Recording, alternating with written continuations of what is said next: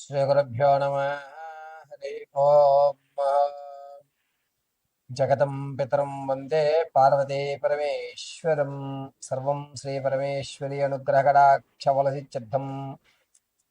మీనరాశి వారికి ఈ సంవత్సరం అంతా కూడా ఎటువంటి దేవాలయాన్ని దర్శనం చేసుకుంటే మీ జీవితంలో మార్పులు సంభవిస్తాయి, ఆర్థికంగా నిలబడ్డానికి ఎటువంటి దేవతారాధన చేయాలి, నవగ్రహాల్లో ఏ గ్రహాన్ని ఆరాధించడం వల్ల మీకు అంతా శుభం జరుగుతుంది, పైగా మీకు జరిగేటువంటి ప్రమాదాల నుంచి బయటపడాలి అనుకుంటే ఎటువంటి మూలమంత్రాన్ని, ఏ మాలని మనం ధరించడం వల్ల కాలం కర్మం రెండూ కలిసి వస్తాయి అనేటువంటి విషయాన్ని మనం పరిశీలన చేసుకున్నట్లయితే, ముందుగా ఎవరెవరు ఈ మీనరాశిలోకి ఇచ్చేస్తారు అనేటువంటి విషయంలో పూర్వభాద్ర 4వ పాదం, ఉత్తరాభాద్ర 4 పాదాలు, రేవతి నక్షత్ర 4 పాదాల వారు కూడా ఈ మీనరాశిలోకి ఇచ్చేస్తారు. మీనరాశి వారికి ఈ సంవత్సరం అంతా కూడా ఏళ్ళ శని ప్రభావం ఉండడం, అందులోనూ కేతు శుభంలోనూ, పైగా రాహువు అర్ధాష్టమంలోకి మారుతూ ఉండడం వల్ల మానసికమైనటువంటి ఒత్తిడికి ఎక్కువ లోనవుతారు. ధనం ఉంటుంది, కానీ వీళ్ళెవరు నా వాళ్ళు కాదు, నేను ఎందుకు ఇంత సంపాదించి వీళ్ళందరికీ పెట్టడం అనేటువంటి విధానంలోకి రావడం, ఈ దెబ్బతో ఈ పని చేయడం వల్ల నేను సెటిల్ అయిపోతాను అనుకున్నటువంటి విషయం కొంచెం దూరంగా జరగడం, పైగా ఇప్పటి వరకు మీకు గౌరవం ఎక్కడైతే లభించిందో అక్కడ మిమ్మల్ని డిగ్రేడ్ చేసేయడం అనేటువంటి ఎక్కువగా గోచరిస్తున్నాయి. ఈ మీనరాశి వారు సంవత్సరాంతా కూడా ఏళ్ళ శని ప్రభావం కాస్త ఎక్కువగానే ఉందని చెప్పుకోవాలి. మీ మొహంలో గ్లామర్ అనేటువంటి తగ్గిపోతుంది, ముఖ వర్చస్సు కాస్త క్షీణించేటువంటి అవకాశం లభిస్తుంది.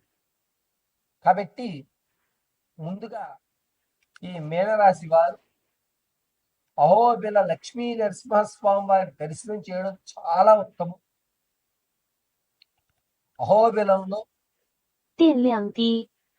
నవమూర్తులైనటువంటి లక్ష్మీ నరసింహస్వామి వారిని దర్శనం చేసుకుని ఆ ప్రాంగణంలో నిద్రించి మరుసటి రోజు ఉదయం స్వామివారి దర్శనం గావించుకొని రావడం చాలా శ్రేయస్కరం.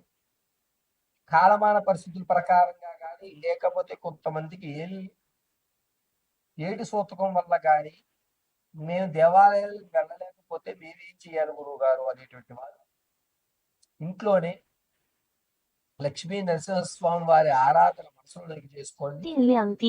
ప్రతిరోజు చందనాన్ని అడ్డంగా ధరించండి. పైగా ఈ మీనరాశి వారు చేతికి ఎప్పుడూ కూడా పసుపు వస్త్రాన్ని ధరించి ఉంచండి. అంటే పసుపు కలర్ థ్రెడ్ కానీ, లేదా ఒక బెల్ట్ లాంటిది పసుపు కలర్లో ఉండే విధంగా కానీ ధరించండి. పైగా మీనరాశి వారికి రానున్న రోజుల్లో, అంటే జూలై 19వ తారీఖు తర్వాత నుంచి మానసిక ఒత్తిడి మరి కాస్త ఎక్కువ అయ్యేటువంటి అవకాశం లభిస్తుంది. కాబట్టి కొన్ని రోజులు జనాలకు దూరంగా ఉండి ఏదన్నా లక్ష్మీ నరసింహస్వామి వారి దేవాలయం, ముఖ్యంగా అయితే అహోబిలానికి మించినటువంటి వ్యవస్థ మరొకటి లేదు. ఒకవేళ అహోబిలం వెళ్ళలేనటువంటి వారు విజయవాడలో ఉన్నటువంటి పానకాల లక్ష్మీ నరసింహస్వామిని దర్శనం చేయండి,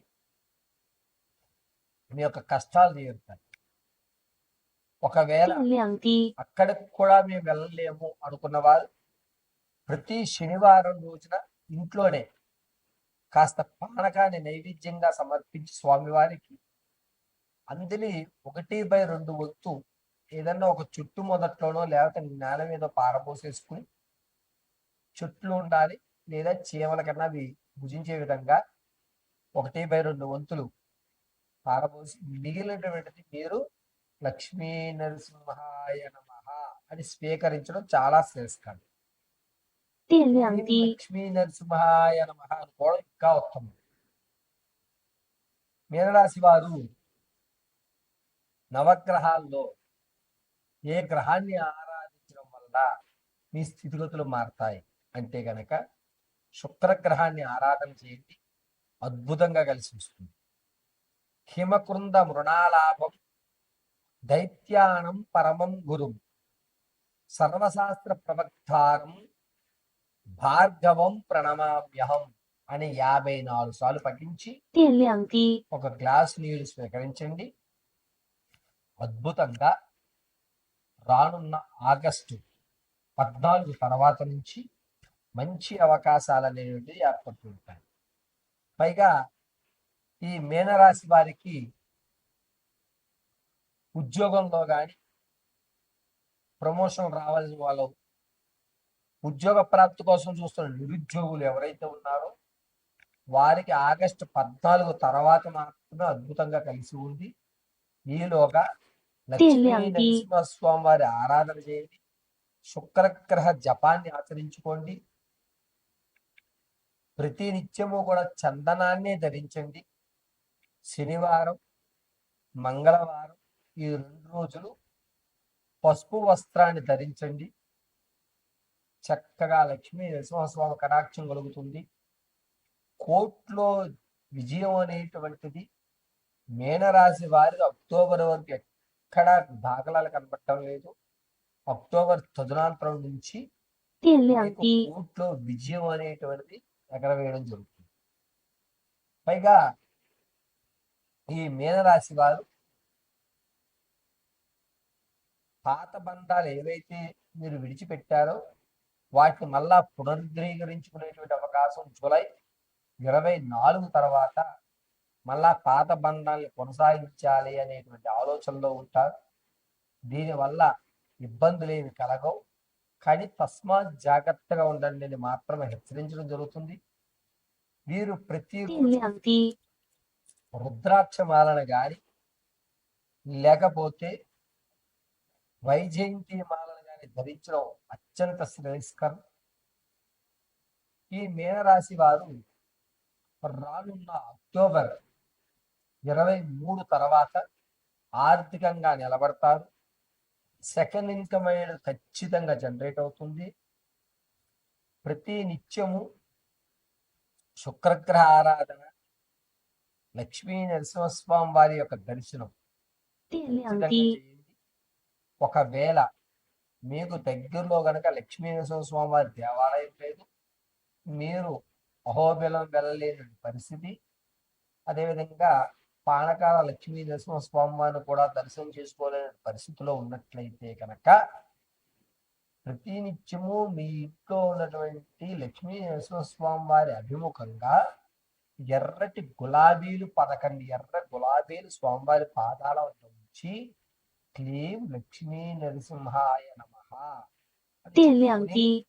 దీపారాధన అనేటువంటిది ఆమదంతో దీపారాధన చేయండి. అద్భుతంగా మీకు కలిసి వస్తుంది. పైగా ఈ మీనరాశి వారు మీ యొక్క జాతక వ్యవస్థని కేవలము నేను గోచారారీత్యా మాత్రమే తెలియజేశాను. వ్యక్తిగతంగా మీ యొక్క జాతక పర్యంతం తెలుసుకోవడానికి కింద స్క్రోల్ అవుతున్న నెంబర్ని సంప్రదించుకోండి. పైగా ఈ మీనరాశి వారు జూలై తర్వాత పాత బంధాలు ఏవైతే ఉన్నాయో అవి పునరుద్ధరణ చేసుకుందాం అనే ఆలోచనలో ఉంటారు కాబట్టి వారికి మీ యొక్క పూర్తి విషయాన్ని తెలియజేయకుండా ఎక్కడ వరకు వారు మిమ్మల్ని నమ్ముతారు అనేటువంటి విషయం మీకు ఒక అంచనా ఉంటుంది కాబట్టి ఆ ఆర్థిక లావాదేవీలు తెలియజేయకుండా మీ విషయాల్ని మీ యొక్క కొనసాగింపు అనేటువంటి చెయ్యండి. ఈ విషయంలో మాత్రం చాలా జాగ్రత్తగా ఉండండి. పాత బంధాలు ఏవైతే వాటి విషయంలో వచ్చేటువంటి జూలై 28 తర్వాత నుంచి తస్మాత్ జాగ్రత్తగా ఉండండి. సర్వం పరమేశ్వరార్పితం.